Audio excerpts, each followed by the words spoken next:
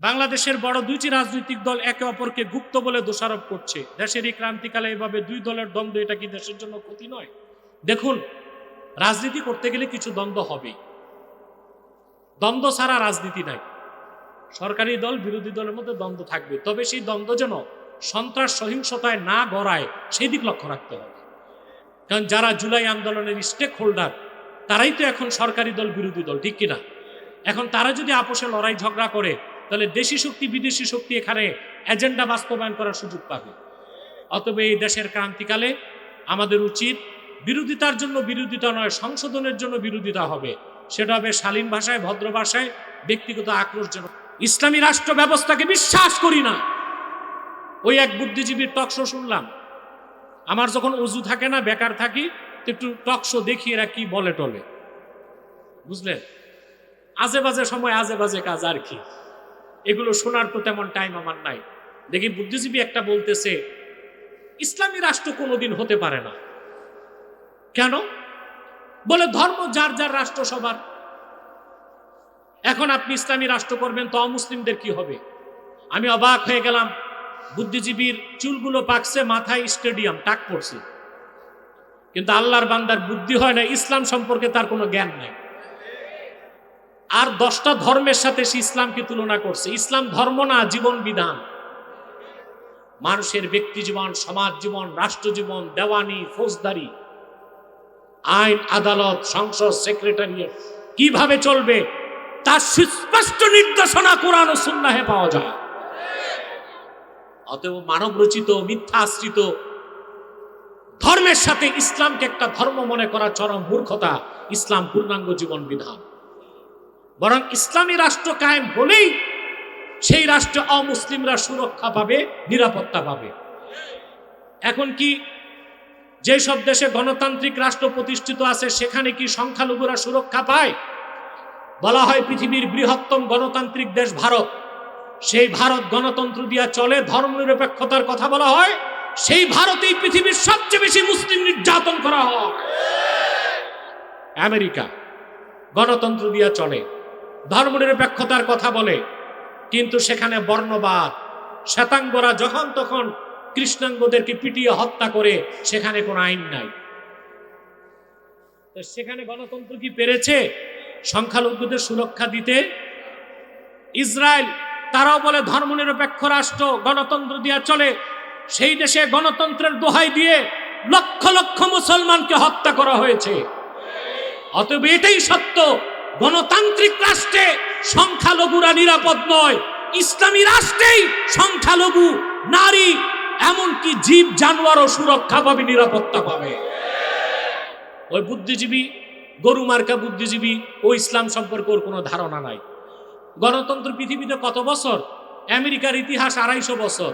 আর কোরআন সুন্নাহ দিয়ে শরিয়া রাষ্ট্র চলেছে পৃথিবীতে 1 বছর 2 বছর নয়, 1250 বছরের বেশি, ঠিক কিনা বলে?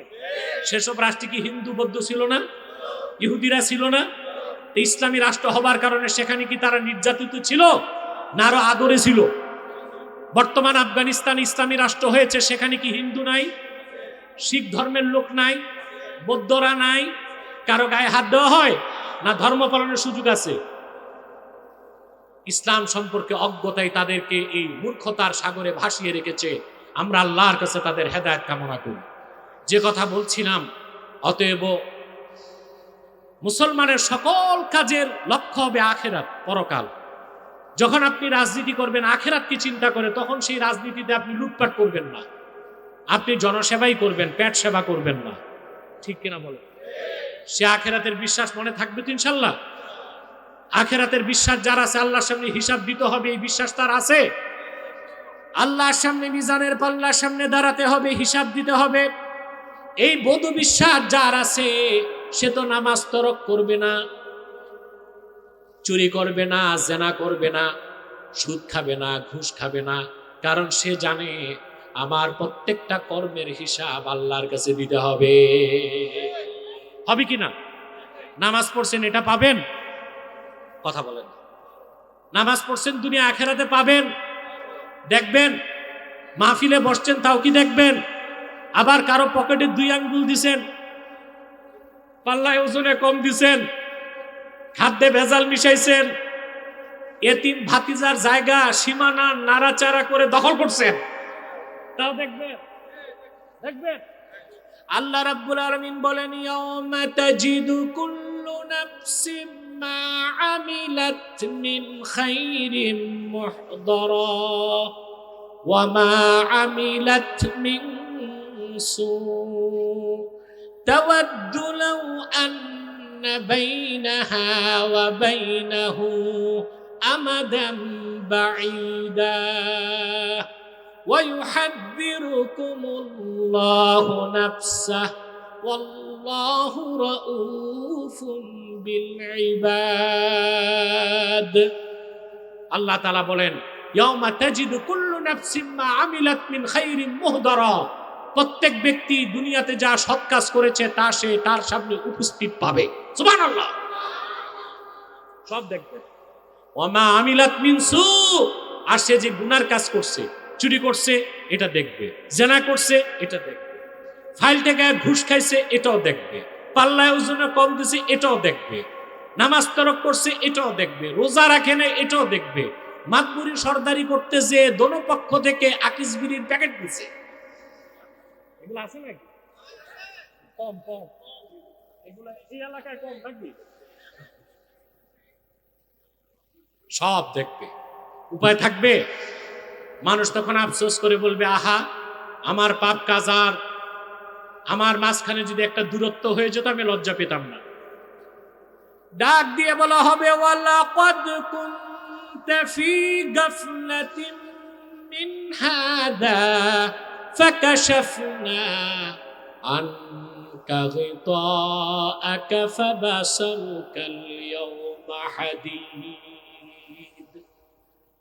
ওয়ালাকাদ কুনতা ফী গাফলাতিন মিন হাদা, মূর্খ বান্দা, এই কিয়ামতের দিনটাই তুমি ভুলেছিলা, হিসাব দিতে হবে তুমি ভুলেছিলা। আজ আমি তোমার চোখের পর্দা সরাই দিলাম। মানুষ তাকিয়ে থাকবে, তার সৎকর্ম দেখবে, অসৎকর্ম দেখবে, হিসাব দেখবে, জাহান্নাম দেখবে, পুলসিরাত দেখবে, তার চোখের পাতাটাও নড়বে না, চোখ দুটো লোহার মতো শক্ত হয়ে যাবে। এ বিশ্বাস আছে? তো জীবনটাকে সুন্দর করব, আমরা আলোকিত জীবন গঠন করতে চাই, উত্তম চরিত্র চাই, পরিমার্জিত জীবন চাই, সৎকর্মশীল হতে চাই। সবাই রাজি আছেন? হাত তুলেন। ইয়া আল্লাহ, ওয়াদা করছি আজ থেকে এক ওয়াক্ত নামাজ তরক করব না, জামাতের সাথে 5 ওয়াক্ত নামাজ আদা করব। যদি নামাজ ছুটে যায় তাৎক্ষণিক তওবা করে কাজা হিসেবে আদায় করে নেব। ইয়া আল্লাহ, সুদ খাবো না, সুদ দিব না, সুদখোরের সাথে সম্পর্ক রাখবো না। ইয়া আল্লাহ, ঘুষ খাবো না, ঘুষ দিব না, ঘুষখোরের সাথে সম্পর্ক রাখবো না। আল্লাহ কবুল করুন, আল্লাহ মঞ্জুর করুন। আপনি আমার এতগুলো কথার পর নসিহত একটাই, এক লাইনে, হিসাবের দিনটাকে হিসাব করে চলবেন। কথা বলেন, টাইম কত?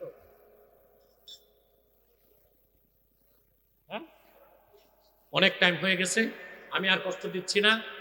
এই 1 ঘন্টার উপর যে আলোচনা, তার একটা নসিহত নিয়ে বাড়ি যাবেন। হিসাবের দিনটা, জোরে বলতে হবে, হিসাবের দিনটা হিসাব করে চলবে। হিসাবের দিনটা ওইটা কয়দিন? 50,000 বছরের একদিন। বাস, এটা হিসাব করে চলবেন। আপনি আল্লাহর ওলি হয়ে মরতে পারবেন যদি আপনার ঈমান আর আকীদা সহি থাকে।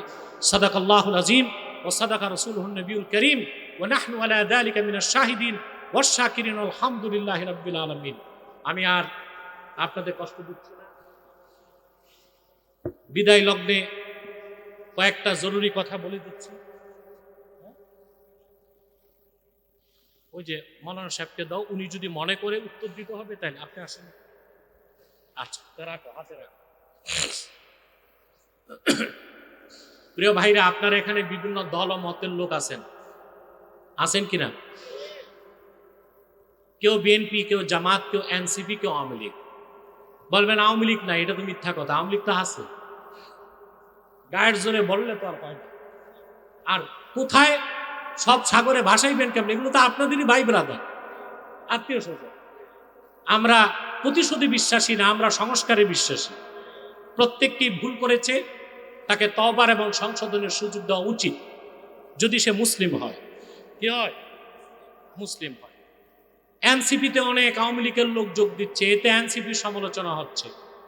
এনসিপির সমালোচনা বাংলাদেশে আমার চেয়ে বেশি কেউ করে নাই, কিন্তু এনসিপি ভালো কাজ করলেও সমালোচনা এটা তো উচিত না। যদি তারা অন্যদিকে সুযোগ দেয়, এটা একটা ভালো কাজ, ইতিবাচক কাজ বলে আমি মনে করি। হিংসা বিদ্বেষ আর পারস্পরিক কোন্দল যত বাড়বে, একটি রাষ্ট্র তত ভঙ্গুর হয়। কি হয়? অস্থিতিশীল হয়, অরাজকতা থাকে, সে রাষ্ট্র টেকসই হয় না। আমাদেরকে এখন টেকসই রাষ্ট্র গঠন করতে হবে, ঠিক কিনা? তা আছেন তো 4 দলের লোক, ঠিক না? কেউ কওমি মাদ্রাসার, কেউ আলিয়া মাদ্রাসার, কেউ বিভিন্ন পীরের মুরিদ, আছেন না? তো আমি আপনাদেরকে বলবো, আপনারা এখানে যারাই আছেন, আমি আপনাদেরকে একটা অনুরোধ করব, দলীয় মতভেদ আছে থাক, মাসলাকগত দ্বন্দ্ব আছে থাক, মাদ্রাসাগত দ্বন্দ্ব আছে থাক, অন্তত 3টা স্বার্থে আমরা পুরা জাতি এক হয়ে যাব। ইসলামের সুমহান স্বার্থ রক্ষায় আমরা ঐক্যবদ্ধ হয়ে যাব। মুসলমানদের মৌলিক দাবিগুলো আদায়ে আমরা এক হয়ে যাব। আর বাংলাদেশের স্বাধীনতা রক্ষায় আমরা এক থাকব। রাজি আছেন? আমাদের বাংলাদেশে ইসলাম ও মুসলমানের বিপক্ষে সবচেয়ে নিকৃষ্ট শত্রু হচ্ছে 3টি অমুসলিম সম্প্রদায়। তার মধ্যে সবচেয়ে নিকৃষ্ট হচ্ছে, কুখ্যাত হচ্ছে কাদিয়ানি সম্প্রদায়। নিঃসন্দেহে তারা অমুসলিম এবং কাফের।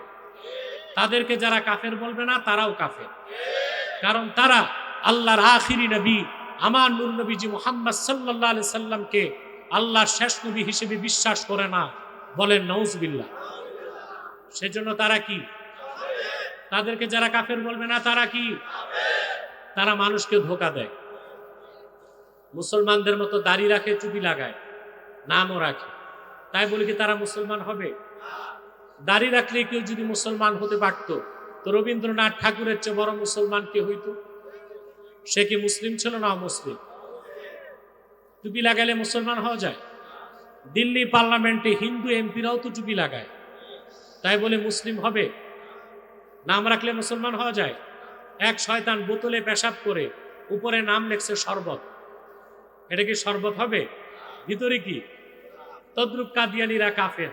আব্দুল আউয়াল আব্দুস সামাদ, মোবাশ্বের আলী কবির চৌধুরী, শাহরিয়ার কবিরা নিঝুম মজুমদার, এসব নাম রাখার দ্বারা তারা মুসলমান হতে পারে না। আমার ভাইয়েরা, আমার বন্ধুরা, আমার আল্লাহ ও নূর নবীজি আমার মুহাম্মদ মুস্তাফা সাল্লাল্লাহু আলাইহি ওয়াসাল্লামের ইসলাম ও কোরআনের হাজার হাজার হাজার বছর পরে বর্তমান ভারতের কুখ্যাত পাঞ্জাবের কুখ্যাত গুরুদাসপুরের কুখ্যাত কাদিয়ানে ইংরেজ আমলে এক শয়তান নিজের নবী দাবি করছে। চিল্লায় বলেন নাউজুবিল্লাহ। শয়তানটার নাম রেখেছিল তার বাপ মির্জা গোলাম আহমদ কাদিয়ানি। সাবধান, তাকে গোলাম আহমদ বলা যাবে না, কারণ গোলাম আহমদ অর্থ আহমদ এর গোলাম। কোন কাফের কোনদিনও গোলাম আহমদ এর গোলাম হতে পারে না। আর কাদিয়ানের কাজ্জাব ছিল কুখ্যাত কাফের, জাহান্নামের কুকুর, ইংরেজদের পা চাটা গোলাম। সে গোলাম আহমদ এর গোলাম ছিল না, সে ছিল কুখ্যাত শয়তানের কুখ্যাত গোলাম। কাদিয়ানের কাজ্জাব, মিথ্যানবতের দাবিদার মির্জা গোলাম শয়তান কাদিয়ানির উপর গজব এসেছে 1908 সালে। যখন গজব এসেছে, কাদিয়ানের কাজ্জাব, মিথ্যানবতের দাবিদার, ইংরেজদের পা চাটা গোলাম মির্জা গোলাম শয়তান কাদিয়ানি 1908 সালে ধ্বংস হয়ে কুখ্যাত জাহান্নামের কুখ্যাত কুকুরে পরিণত হয়েছে। তার অনুসারীরাও ধ্বংস হয়েছে। বর্তমানে কিছু কাদিয়ানি বাংলাদেশে আছে। নাম পরিবর্তন করে করে তারা মিথ্যা পরিচয় দেয়।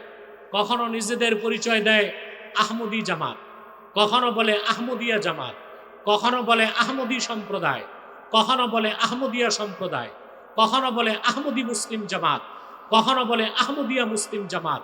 সাবধান, যত কাদিয়ানি ছিল আছে থাকবে, তারা কেউ আহমদী জামাত নয়, আহমদিয়া জামাত নয়, আহমদী সম্প্রদায় নয়, আহমদিয়া সম্প্রদায় নয়, আহমদী মুসলিম জামাত নয়, আহমদিয়া মুসলিম জামাত নয়, তারা শয়তানি জামাত। কুখ্যাত জাহান্নামের কুখ্যাত কুকুরের দল। আমাদের সকল দলের একটাই দাবি, অনতিবিলম্বে স্বাধীন বাংলায় শয়তান কাদিয়ানীদেরকে রাষ্ট্রীয়ভাবে অমুসলিম ঘোষণা করতেই হবে, করতেই হবে, করতেই হবে। এই দাবি আদায়ে যদি জান ও মাল দিতে হয়, কারা কারা প্রস্তুত আছেন হাত তুলে দেন।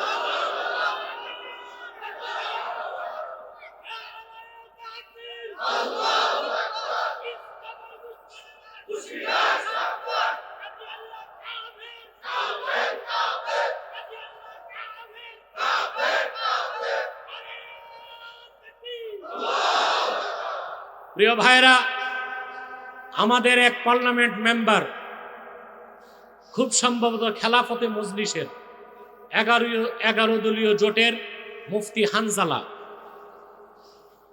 তার বক্তব্যে আমরা খুশি হয়ে গেছি। 54 বছরেও পার্লামেন্ট মেম্বার কেউ যে কথা বলে নাই, পার্লামেন্টে তিনি সুস্পষ্টভাবে তার বক্তব্য তুলে ধরেছেন। মুরতাদের শাস্তি মৃত্যুদণ্ড চেয়েছেন, আর কুখ্যাত কাফের কাদিয়ানী সম্প্রদায়কে অমুসলিম ঘোষণার দাবি জানিয়েছেন।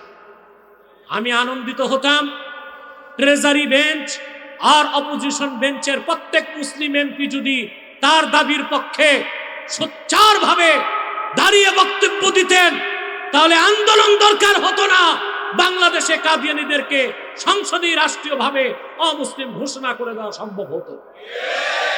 এটা আমরা চাই। আমরা সরকারকে, বিরোধী দলকে, প্রত্যেক এমপিকে বাধ্য করবো ইনশাআল্লাহ। সেজন্য আপনাদের কঠোর অবস্থান নিতে হবে। বাংলাদেশে এই পর্যন্ত কাদিয়ানীরা 100 আস্তানা করছে। সবচেয়ে দুঃখজনক কলঙ্কিত কথা, 2টা আস্তানা নারায়ণগঞ্জে, একটা মিশন পাড়ায় আর একটা বুড়ির দোকানের কাছে। আপনাদেরকে সতর্ক থাকতে হবে, আলেমদেরকে আরো সোচ্চার ভূমিকা পালন করতে হবে। আর কুখ্যাত কাফের কাদিয়ানীদের অর্থনৈতিক সহযোগিতা করবেন না। করবেন? করেন, জি করেন। প্রাণ কোম্পানির যত জিনিস তাদের, সেজান কোম্পানির জুস তাদের, আর FL এর পণ্যগুলো তাদের, প্রথম আলো নামের প্রথম অন্ধকার পত্রিকা, ডেলি স্টার, ভিশন, এগুলো তাদের। নৈতিক দায়িত্ব হিসেবে এগুলো ধরবেন না, কিনবেন না, বেচবেন না, মনে থাকবে। আরেকটি অমুসলিম সম্প্রদায় আমাদের যুবকদের ধ্বংস করতেছে, এটা হচ্ছে হিজবুত তাওহীদ। কি নাম? হিজবুত তাওহীদ। এটা আরেকটা ইহুদিদের প্রোডাকশন। এরা 64 জেলায় কাজ করতেছে। এদের মূল টার্গেট হচ্ছে ভার্সিটির ছাত্ররা। ওরা প্রচার করে দাজ্জাল বলতে কিছু নাই। ওরা প্রচার করে নামাজ হচ্ছে ব্যায়াম, ওযু থাকলেও হবে, ওযু ছাড়াও হবে। ওরা প্রচার করে ছেলে মেয়ে রাজি থাকলে বিয়ে ছাড়াও দৈহিক সম্পর্ক হতে পারে। ইসলাম বলে না, বলে ইসলাম। নামাজ বলে না, বলে নুমাজ। ইমাম বলে না, বলে এমাম। এটা একটা বাতিল কুফুরি সম্প্রদায়, কুফুরি ফেরকা। এদের ব্যাপারেও সাবধান থাকবেন, ঠিক আছে? আরেকটি অমুসলিম সম্প্রদায় আপনাদের প্রিয় বাংলাদেশের মানচিত্রে হাত দিতে চায়। এটা হচ্ছে খ্রিস্টান মিশনারি। তাদের একটা সদ্য দল মাঠে নামছে 78 সালে। এদের নাম ইসাই তরিকাভুক্ত মুসলমান, আদতেই খ্রিস্টান। তারা মানুষকে পয়সা দেয়, লোভ দিয়ে খ্রিস্টান বানায়, তারপর বলে আপনিও মুসলমান, তবে ঈসার উম্মত মুসলমান। নাউজুবিল্লাহ বলবেন না? ঈসার উম্মত মুসলমান না খ্রিস্টান? 78 সাল থেকে এই পর্যন্ত তারা পাহাড়ি অঞ্চলে, উত্তরবঙ্গে, কক্সবাজারে, ডুলা হাজরায়, বান্দরবন, খাগড়াছড়ি, রাঙ্গামাটি, বান্দরবন, বার্মা, তারপরে ভারতের মিজোরামে লক্ষ লক্ষ মানুষকে খ্রিস্টান বানিয়েছে। পশ্চিমা খ্রিস্টানদের টার্গেট হচ্ছে বাংলাদেশের পার্বত্য অঞ্চল, মায়ানমারের কুকিচিন আর ভারতের মিজোরাম। এই 3টা অংশ নিয়ে একটা খ্রিস্টান রাষ্ট্র বানাবে। হতে দিবেন? কি করবেন? আপনাদের পীর সাহেব তো অঘটন ঘটায় গেছে। ইউনুস সাহেব যারে পীর সাহেব বানাইছিলেন। আমি 5 তারিখের পরেই বলেছিলাম, কোন সুদের কারিগর দিয়া ভালো কাজ হইতে পারে না। আপনারা দেখছেন, আমি যখন বিরোধিতা করছি, একটা রাজনৈতিক দলের বট বাহিনী আমার বিরোধিতা করতে, আমি নাকি রাজনীতি বুঝি না। ওনারা এখন সংসদে যায় রাজনীতি বুঝতেছে ডক্টর ইউনূস আর আলী রিয়াজ কি সনদ বানায় দিছে, তারা সংসদে যেয়ে ফেসে গেছে। কেমন ফাঁসছে? মাইনকা চিপায়। ঠিক কিনা? এখন না সংবিধান ছাড়তে পারে, না সনদ মানতে পারে, না সনদ ছাড়তে পারে, না সংবিধান মানতে পারে। এ ছিল সুদখোরের বাংলাদেশের মানুষের প্রতি একটি অভিশাপ। আর আমেরিকার সাথে 5টা চুক্তি করে গেছে। বিএনপির সাধ্য নাই এই চুক্তি থেকে বেরিয়ে আসবে। যদি বেরিয়ে আসে 1 ঘন্টায় তাদের ক্ষমতা ছাড়তে হবে। 5টা চুক্তি করে গেছে। এই 5টা জঘন্য চুক্তি আমি আর আজকে সময় নেই, বললাম না, আমার লেকচার আছে এই বিষয়ে, শুনে নিবেন।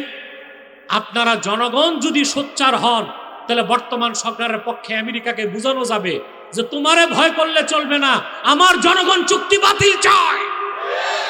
তোমার চাপিয়ে দেওয়া চুক্তিতে বাংলাদেশ চলবে না। বাংলাদেশ স্বাধীনভাবে তার সিদ্ধান্ত নিবে। ভারতের হস্তক্ষেপ মানবে না, যুক্তরাষ্ট্রের হস্তক্ষেপ মেনে না, হবে না, হবে না, হবে না। রাজি আছেন? এই খ্রিস্টান মিশনারির বিরুদ্ধেও আপনাদের সোচ্চার থাকতে হবে। আপনারা যদি সরকারকে সহযোগিতা না করেন চলতে পারবে না তো। কথা বলেন। সরকারের বড় শক্তি হচ্ছে জনগণের শক্তি। অতএব এই দিকটা আপনাদের খেয়াল রাখতে হবে। পারবেন তো ইনশাল্লাহ? আল্লাহ আমাদেরকে কবুল করুক, আল্লাহ আমাদেরকে মঞ্জুর করুক। কয়েকটা প্রশ্ন আসছে, আমি উত্তর দিয়ে দিচ্ছি।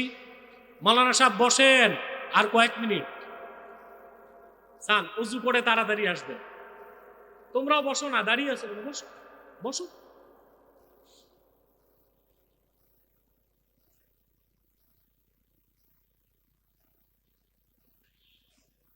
আল্লাহ, আমি দেখতেছি প্রশ্নগুলো আপনারা 11 বার ইস্তেগফার করেন।